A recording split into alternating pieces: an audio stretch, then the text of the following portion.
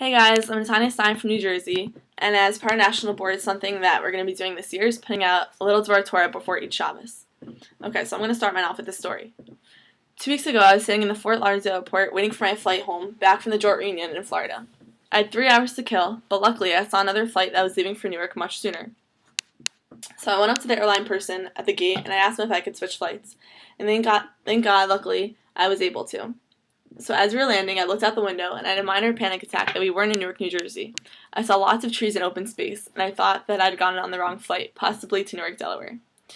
So I had 2 options. First of all, I could be upset with the airline attendant who quickly glanced at the original ticket, or I can look at myself and think of what I could have done to have been more careful.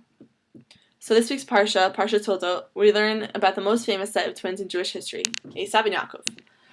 Okay, who is Esav? The Shem Yishmael says that we can find the essence of who Esav was by looking at his name. By changing the vowels around, we get the word asui, meaning complete or made. We all know the Midrash says that Esav was born hairy, but he wasn't just born hairy. He was born with a full set of teeth. He was born complete.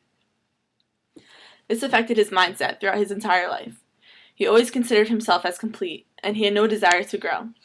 Even the gematria of his name shows that he was complete. It is equivalent to the gematria of the word shalom, meaning peace or completeness. So after the biggest disappointment in Esav's life, which was when he didn't get the bracha from his dad, Yitzchak, he went to his brother Yaakov and he blamed him, but he also blamed his wives. He blamed his wives so much that he went and he married a new wife, who was the daughter of Yishmael, thinking that this would change his luck.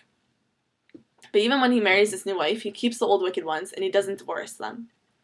Esav refused to look internally at the cause of any of his problems. He was always looking for someone to blame. He thought he was perfect. So let's compare Esav to his brother Yaakov. The name Yaakov means heel, the lowest or least sensitive part of the body. Yaakov started from a low place, but eventually he became great, and he became Israel. Unlike Esav, he always had the desire to grow, and he strove to be a better person. So how can we refer to Israel as Yaakov when we're davening? When we daven the Shemona Esrei 3 times a day, we say Elokei Abraham, Elokei Yitzchak, Elokei Yaakov. We don't say Elokei Yisrael. So why do we call Yisrael Yaakov when we're davening? We don't call Abraham Avraham. This is because Yaakov never lost sight of where he came from. He was never self-absorbed or full of himself like his brother Esav was. Alright, so from this parsha, I think we can learn from this parsha that we should all strive to be like Yaakov Avinu. No matter how much you know or how observant you are, you should always strive to be better. We should always have the desire to grow and to be a better person. When things go wrong, remember not to be like Esav. Don't just blame the people around you. Look at yourself and see what you could have done differently.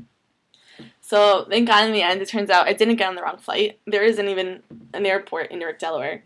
But waking up at 5 o'clock a.m. after getting 2 hours of sleep with a sinus infection just really clouded my judgment. So I want to wish you guys all an amazing, meaningful, and inspirational Shabbos. Stay in tune for next week's National Board Dvar Torah.